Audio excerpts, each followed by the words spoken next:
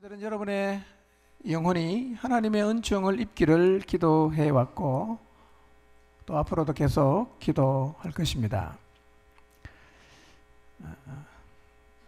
오늘 여러분을 제가 처음 만나는데 많은 분들을 어떤 말씀을 좀 같이 나누면 좋을까 고민을 많이 하다가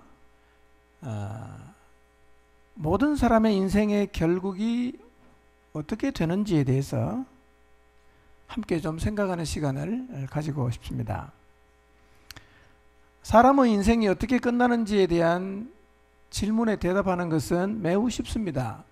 왜냐하면 우리 모두는 한 사람의 인생이 어떻게 끝나는지를 매일 보고 듣고 경험하기 때문입니다. 인생의 결국은 죽음이죠.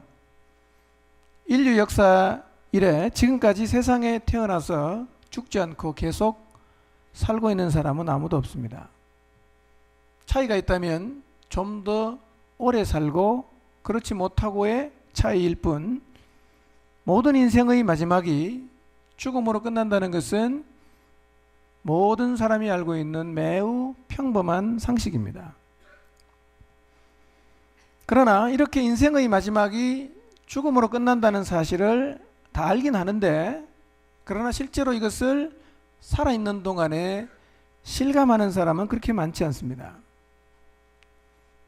살아있는 동안 죽음을 실감하는 것이 왜 중요하냐면, 죽음을 말하기 전에 삶의 참된 의미를 말할 수가 없기 때문입니다. 그래서 사람은 무엇보다도 자기 자신이 죽는다는 사실을 깨닫는 것이 매우 중요합니다.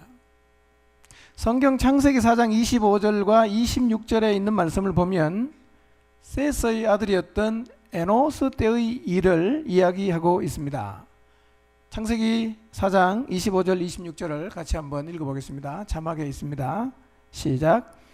아담이 다시 자기 아내와 동침하매 그가 아들을 낳아 그의 이름을 셋이라 하였으니 이는 하나님이 내게 가인이 죽인 아벨 대신에 다른 씨를 주셨다 함이며, 셋도 아들을 낳고 그의 이름을 에노스라 하였으며 그때 사람들이 비로소 여호와의 이름을 불렀더라 그랬습니다. 인류 최초의 사람이었던 아담에게는 아들 둘이 있었는데 큰 아들의 이름은 가인이고 둘째 아들의 이름은 아벨이었습니다. 그런데 형인 가인이 동생인 아벨을 죽이고 나서 부모를 떠나가 버렸습니다. 그리고 세월이 흐른 다음에 아담의 나이가 130이 되었을 때 세 번째 아들을 낳았는데 이름은 아주 외우기 쉽게 셋입니다. 그리고 이 아담의 셋째 아들이었던 셋은 105세가 되었을 때 에노스라는 아들을 낳았습니다. 그런데 성경에 보니까 이 셋의 아들이었던 에노스 때에 비로소 사람들이 여호와의 이름을 불렀다, 이렇게 기록하고 있습니다. 왜 갑자기 그 시대에 가서 사람들이 여호와의 이름을 불렀을까요? 에노스라는 말은 그냥 사람의 이름이기도 하지만 보통 명사로의 뜻은 뭐냐면 죽을 수밖에 없는 존재라는 뜻을 가지고 있습니다. 죄를 범한 인간에게 하나님은 그 대가로 분명히 사망을 예고하셨지만 인간은 하나님의 그 말씀에 귀를 기울이지 않았습니다. 그래서 여전히 죽음과 자기 자신은 아무런 상관이 없다라고 생각하고 살고 있었습니다. 그리고 그때까지는 가인이 죽였던 아벨을 제외하고는 아직 세상에 죽음을 맛본 사람이 없었습니다. 그리고 셋은 아벨이 죽은 다음에 태어났기 때문에 직접적으로 사람이 죽는 것을 한 번도 본 적이 없었습니다. 그런데 셋의 시대에 와서 어떤 이유인지는 모르지만 사람들이 자기 자신들이 죽을 수밖에 없는 존재라는 사실을 통감하게 되었습니다. 그리고 나서 어떤 일이 벌어졌냐면 자발적으로 사람들이 하나님을 찾기를 시작했습니다. 하나님의 이름을 부르기를 시작했습니다. 여기서 불렀다는 말은 그냥 한번 하나님을 하나님 이렇게 불렀다는 얘기가 아니라 이 카라라는 히브리 말은 초대한다는 의미를 갖고 있어요. 자기가 죽는다는 사실을 통감한 인간이 그때 가서 비로소 하나님을 자기들의 마음속에 초대를 했다는 것입니다. 그리고 하나님의 말씀을 좇아서 살기를 시작했습니다. 자기가 죽을 수밖에 없는 존재라는 사실을 자각하고 나니까 생명의 근원이 되시는 하나님 외에는 자기의 죽음의 문제를 해결할 길이 없다는 사실을 그들이 비로소 깨달았기 때문에 에노스 때 사람들이 하나님을 불렀습니다. 그런데 오늘날 사람들은 하나님을 잘 찾지를 않습니다. 이유가 뭐냐면 자기가 죽을 수밖에 없는 존재라는 사실을 실감하지 못해서 그렇습니다.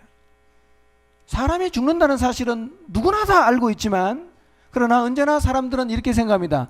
자기 자신은 천년 만년 살 것 같은 착각 속에 빠져서 삽니다. 그래서 인간의 관심은 언제나 생에 있습니다. 죽음을 생각하지 않아요. 모든 사람이 죽는 것을 보면서도 그리고 사람들이 죽는 소식을 날마다 들으면서도 자기가 죽는다는 사실은 단 한 번도 생각하지 않습니다. 죽음은 언제나 뒷전으로 밀려나 있습니다. 생에 대해서만 관심을 가지고 정신 차릴 틈도 없이 생만을 생각하면서 살아갑니다. 성공해서 사는 것, 행복하게 사는 것, 즐겁게 사는 것, 누리면서 사는 것, 싸우면서 사는 것. 이처럼 모든 인간의 관심은 사는 것에 있습니다. 그리고 더 잘 사는 것에 있습니다. 언젠가는 자기 자신이 죽음을 맞이할 수밖에 없는 존재라는 사실은 까마득히 잊은 채 생만을 생각하면서 삽니다. 그러다가 언젠가는 죽음을 맞이하고 죽음을 준비하지 않는 삶을 후회하겠지만 그러나 그때 알면 너무 늦습니다. 한 의대생의 글입니다. 새학기가 시작이 되고 해부학 첫 실험 시간에 해부실로 들어갔다.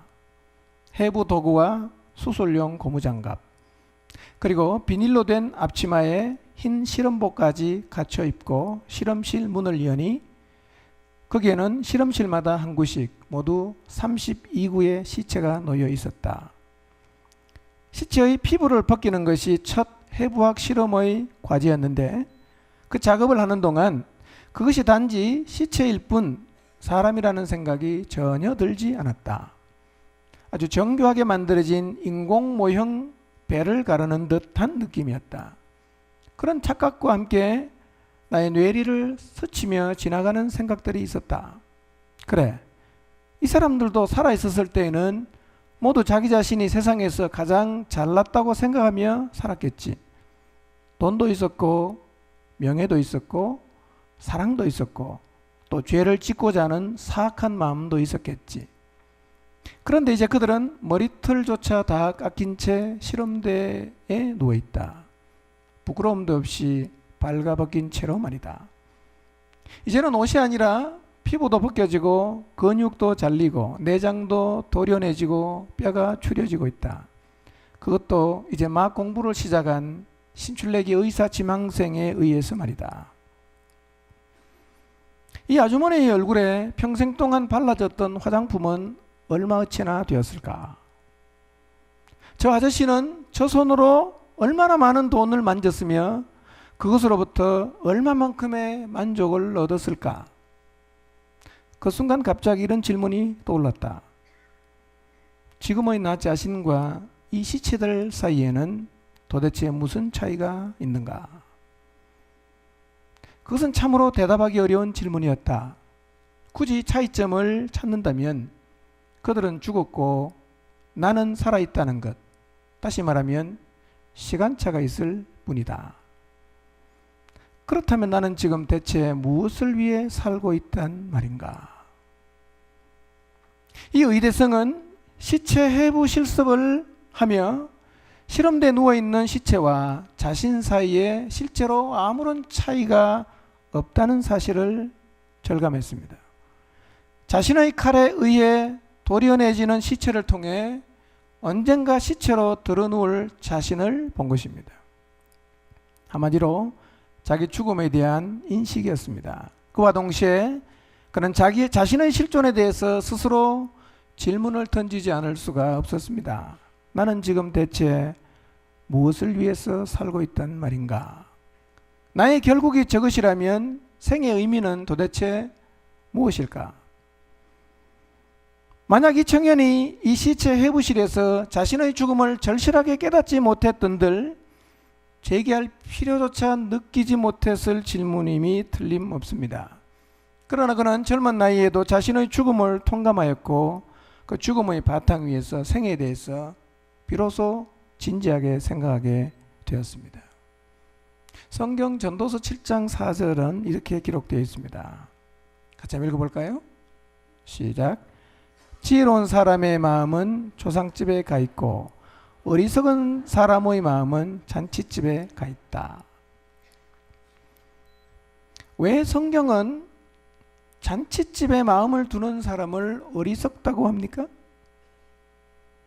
잔치집은요, 생만을 생각하는 자리입니다. 그곳은 언제나 흥겹게 먹고 마시는 것입니다. 어리석은 자는 그처럼 생만을 생각하기 때문에 자기 기분과 욕구만을 쫓아 살다가 어느 날 느닷없이 찾아온 죽음과 더불어 의미 없이 사라져 버립니다. 그래서 잔치집을 찾는 사람을 어리석다고 말하는 것입니다. 왜 지혜로운 자의 마음이 초상집에 가 있겠습니까? 그는 매일 하루하루가 자기 죽음의 날일 수 있다는 자각 속에서 살아가기 때문에 그 죽음의 바탕 위에서 참된 삶을 추구하기 때문입니다. 이 세상에 태어난 사람치고 죽지 않은 사람은 없습니다. 그리고 죽음은 결코 멀리 있지 않습니다.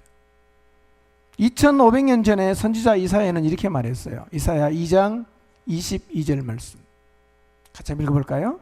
시작. 너희는 인생을 의지하지 말라. 그의 호흡은 코에 있나니 새말 가치가 어디 있느냐. 인생이 대단한 것처럼 보여도 사실은 인생이 그렇게 대단하지 않습니다. 어느 날 여러분이 숨쉬고 있는 이 코에 손을 대서 바람이 나오지 않으면 그것으로 모든 것이 끝납니다. 그리고 이 죽음은 예상치 못하게 갑자기 다가옵니다. 이렇게 죽음이 가까이 있다면 살아있는 동안 자기 자신의 죽음에 대해서 진지하게 생각해 보아야 하지 않겠습니까? 죽음을 코끝에 달고 있으면서도 마치 천년 만년 살 것 같은 착각 속에서 하루하루를 의미 없이 죽어가는 것보다 더 안타까운 일은 없습니다. 몇 년 전 일본을 휩쓸고 간 지진과 쓰나미를 보면서 사람에게 죽음이 얼마나 갑작스럽게 닥칠 수 있으며 얼마나 가까이 있는지를 실감했을 것입니다. 그들이 자신들에게 몰아닥칠 죽음을 예상이나 했겠습니까? 출근하다가, 출장 가다가, 산책 나가다가 갑자기 몰아닥친 쓰나미에 휩쓸려서 다 죽고 말았습니다. 지금이라도 내 코끝에서 호흡이 멎어버리면, 그래서 죽음이라는 것이 내게 실체를 드러내기 시작하면 나에게 도대체 어떤 일이 일어날까요? 코끝에서 호흡이 사라져 죽게 되면 이런 변화가 생깁니다. 첫 번째로 사람들이 나를 부르는 호칭이 바뀝니다. 내가 비록 의식불명인 상태로 중환자실에 누워 있어도 나는 변함없는 사람입니다. 그러나 호흡이 딱 멎는 순간 나의 호칭은 시체로 바뀝니다. 1초 전까지는 분명히 사람이었는데 숨이 딱 떨어지니까 시체라고 사람들이 부릅니다. 사람과 시체의 차이가 뭡니까? 사람은 더불어 살 수 있지만 시체는 격리시킵니다. 비록 중환자라고 해도 숨 쉬고 있으면 그 사람은 가족과 더불어 살아가는 대상이 됩니다. 그러나 숨이 딱 끊어지는 순간부터 시체는 가족들로부터, 사람들로부터 격리됩니다. 아무리 금슬 좋은 부부였어도 아내나 남편이 내 시체를 끌어안고 잠을 자주지도 않습니다. 내 자식이 천하의 효자라고 해도 죽은 나의 시체를 우리 부모님이 불쌍하다고 자기 방으로 모셔가지도 않습니다. 시체는 죽음과 함께 영안실 냉동고 속으로 격리됩니다. 냉동고가 없던 옛날에도 죽은 자의 시체는 방 한쪽 구석에 이 병풍 뒤로 어김없이 격리되었습니다. 정한 시간이 되면 사람들은 격리되어 있던 내 시체에 옷을 입힙니다. 내 시체를 관 속에 안치하기 전 죽는 순간까지 내가 입고 있던 옷을 다 벗기고 시체용 옷을 입히는데 이 옷의 명칭은 수의라고 합니다. 의복과 수의의 근본 차이는 물론 재질의 차이도 있지만 수의에는 주머니가 없습니다. 산 사람의 의복에는 주머니가 널려 있지만 시체의 수의에는 아무런 주머니가 없습니다. 그것은 죽으면 아무것도 가져갈 수 없다는 사실을 말해주는 것입니다. 그 다음 순서는 장사를 치르는 것입니다. 화장의 경우에는 화장터 화구에 관을 집어넣고 1시간도 채 지나지 않아서 뼈 몇 조각만 남습니다. 초고온의 화구의 열기는 시체를 완전히 소각해 버릴 수 있지만 유족을 위해서 몇 조각의 뼈를 남깁니다. 화장터의 직원이 그 뼈를 수습해서 분골실의 절구에서 가루로 빻아서 유족에게 넘겨줍니다. 이른바 한 줌의 재로 인간의 삶이 끝나버리고 마는 것입니다. 매장을 할 경우에는 미리 준비된 유택 속으로 명정이 덮인 관을 하관합니다. 명정이란 죽은 자의 이름이 쓰인 붉은 천을 말합니다. 그 위에 7개 횡대를 덮고 유족들이 돌아가면서 간 위에 흙을 뿌리면서 취토를 합니다. 유족들이 한 삽씩 뿌린 흙이 관 위에 모이면 묘지의 인부가 유택 속으로 들어가서 그 흙을 장화로 밟으면서 평평하게 다집니다. 내가 이 세상에서 아무리 고귀한 직책을 그리고 삶을 누렸어도 내 코끝에서 호흡이 딱 멈추면 모든 사람은 묘지 인부의 장화 아래 밟히고 맙니다. 이것이 죽음의 실체입니다. 매장이 끝나면 무덤을 석곽으로 장식하거나 봉분을 쌓고 그 앞에 비석을 세웁니다. 그러나 아무리 왕릉같이 크게 봉분을 쌓고 태산처럼 높게 비석을 세워도 그것은 사실은 산 사람을 위한 것이지 죽은 사람을 위한 것은 아닙니다. 불효자일수록 부모 무덤의 봉분과 비석을 더 크게 세운다는 말은 빈말이 아닌 것 같습니다. 봉분과 비석으로 그럴듯하게 꾸며진 무덤 내부에서는 어떤 일이 벌어집니까? 어떤 교회 목사님의 이장 경험담입니다. 교인 부친의 묘 이장을 집례하기 위해서 현장에 갔더니만 인부들이 봉분을 무너뜨리고 무덤을 파서 관을 꺼냈습니다. 근데 보니까 관이 이미 다 썩어 있습니다. 인부가 관뚜껑을 열었습니다. 그런데 뚜껑을 여는 것과 동시에 시커멓게 썩어 있는 수의와 시신을 휘감고 있는 나무 뿌리가 보였습니다. 근데 그보다 더 충격적인 것은 시신을 새카맣게 뒤덮고 있는 이런 모를 아주 징그러운 벌레들이었습니다. 난생 처음 보는 벌레들로 관뚜껑이 열렸음에도 불구하고 그 벌레들이 시체에서 떨어질 기미가 전혀 없습니다. 그날따라 구름이 잔뜩 낀 흐린 날씨라 시체 썩는 악취가 진동했습니다. 몇 차례 구토를 하면서 이리저리 삽을 휘둘러서 벌레를 쫓아내려고 하다가 결국 인부도 포기하고 말았습니다. 돈도 좋지만 더 이상 역겨움을 참지 못하겠다는 것이었습니다. 나의 무덤이라고 예외일 수는 없습니다. 나의 코끝에서 호흡이 멈추면 나의 시체는 땅 속에서 썩어지거나 이런 모를 벌레의 밥이 될 뿐입니다. 시편 146편 4절을 같이 좀 보겠습니다. 같이 읽어볼까요? 시작. 그의 호흡이 끊어지면 흙으로 돌아가서 그날에 그의 생각이 소멸하리로다. 사람이 죽으면 육체는 썩어서 흙으로 돌아갑니다.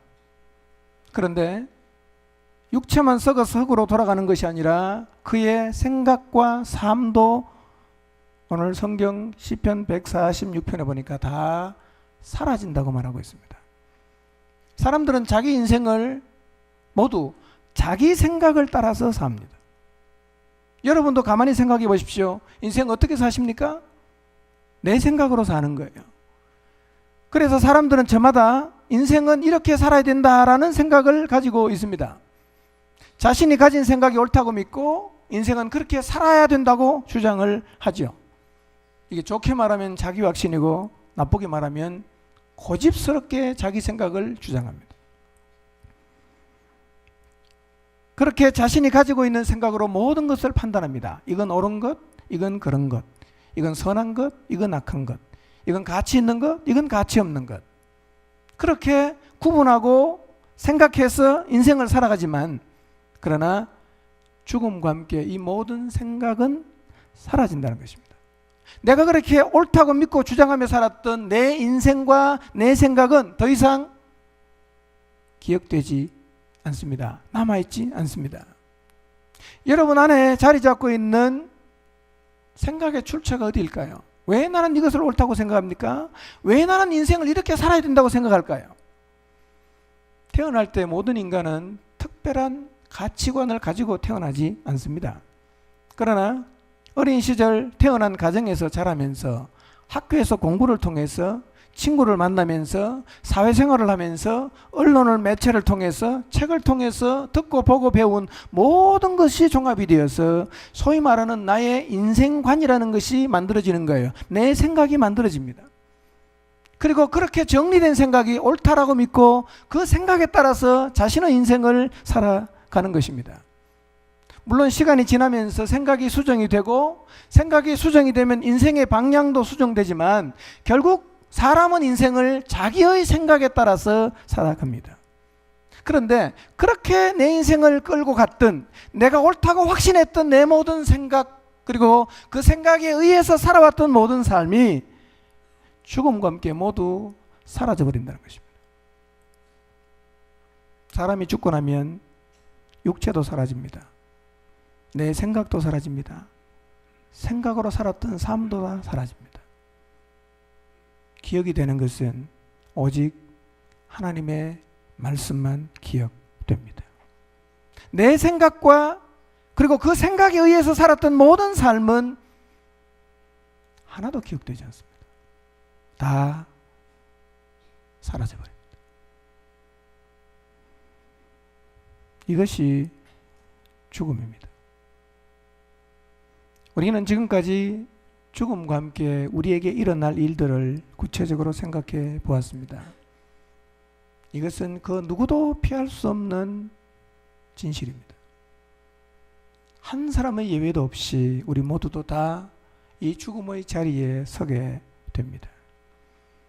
그렇다면 시체부실에서 자신의 죽음을 절감했던 젊은 의대생처럼 우리 역시 스스로 자신에게 실존적 질문을 던져보아야 합니다.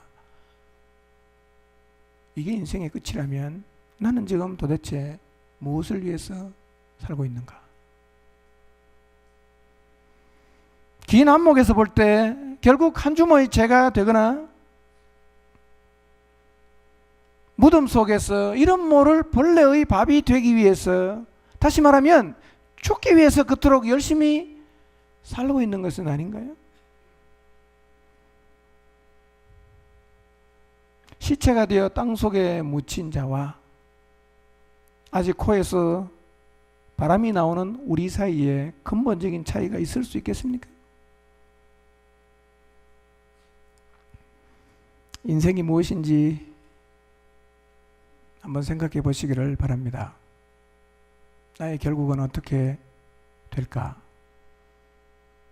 분명하게 말씀드릴 수 있는 것은 나도 시체가 되고 한 줌의 흙이 되고 말 텐데, 그렇다면 인생의 의미는 뭘까? 이 죽음의 문제를 뛰어넘을 수 있을까요? 이 죽음의 문제를 극복할 수 있는 길이 있을까요? 인간은 죽도록 만들어진 존재가 아닙니다. 그런데 죄 때문에 세상에 죽음이 들어왔습니다. 죽음의 문제를 해결하려고 하면 죄의 문제를 해결해야 합니다. 어떻게 해야 합니까? 그것은 나를 창조하신 하나님을 만나는 것입니다. 그것이 죄와 죽음의 문제를 해결하여 우리의 인생이 죽음과 함께 모든 것을 상실하지 않게 하는 유일한 방법입니다. 그리고 길지 않은 인생을 살면서 우리가 꼭 해야 하는 가장 중요한 일이 있다면 그것은 세상에서 잘 사는 게 아니라 하나님을 만나는 것입니다. 살아계시는 하나님, 나를 창조하시는 하나님, 지금도 역사를 주관하고 계시는 하나님을 만나야 합니다. 하나님을 찾으려 하십시오. 마음을 열면 하나님이 보입니다. 로마서 1장 20절 말씀을 같이 읽어보겠습니다. 로마서 1장 20절입니다. 시작. 이 세상 창조 때로부터 하나님의 보이지 않는 속성, 곧 그분의 영원하신 능력과 신성은 사람이 그 지으신 만물을 보고서 깨닫게 되어 있습니다. 그러므로 사람들은 핑계를 댈 수가 없습니다. 하나님이 계신 거 확인시켜주면 믿겠다. 보여달라. 이렇게 질문하는 분들이 많이 있습니다. 하나님을 볼 수 있나요?